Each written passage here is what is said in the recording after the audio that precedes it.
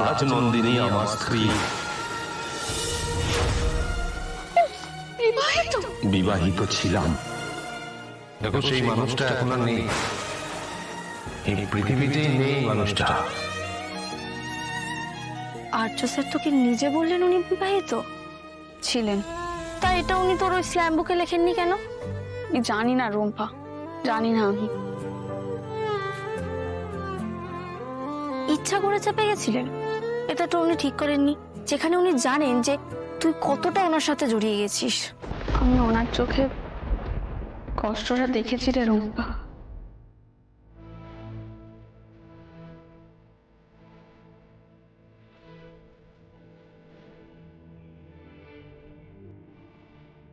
কথাটা বলতে ওনার কতটা কষ্ট হয়েছে সেটা আমি বুঝতে পেরেছি। খুব কষ্ট পেয়েছেন মানুষটা, কিন্তু আমি পারিনি। ওনার এতটা কষ্ট হয়েছে শুনেও আমি ওখানে দাঁড়িয়ে থাকতে পারিনি।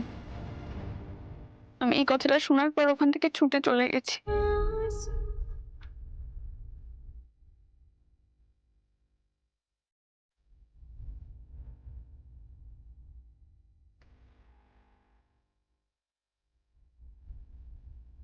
তারপর থেকে ওনার কোনো হদিশ নেই। মীরা ম্যাডাম তো ওনার খোঁজে এসেছিল, কিন্তু খুঁজে পাওয়া যাচ্ছে না, ফোনেও পাওয়া যাচ্ছে না। হয়তো আমার ওভাবে চলে আসাটা ওনাকে আরো বেশি কষ্ট দিয়েছে, তাই উনি সবকিছু থেকে দূরে চলে যেতে চেয়েছেন, একটু আলাদা থাকতে চেয়েছে।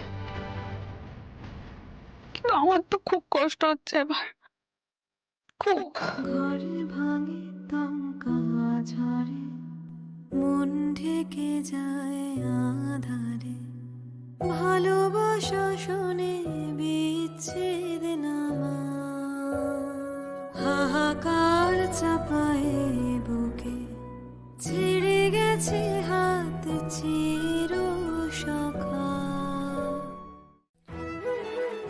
কি দেখছিস ওভাবে? দেখছি না, ভাবছি। কি ভাবছিস?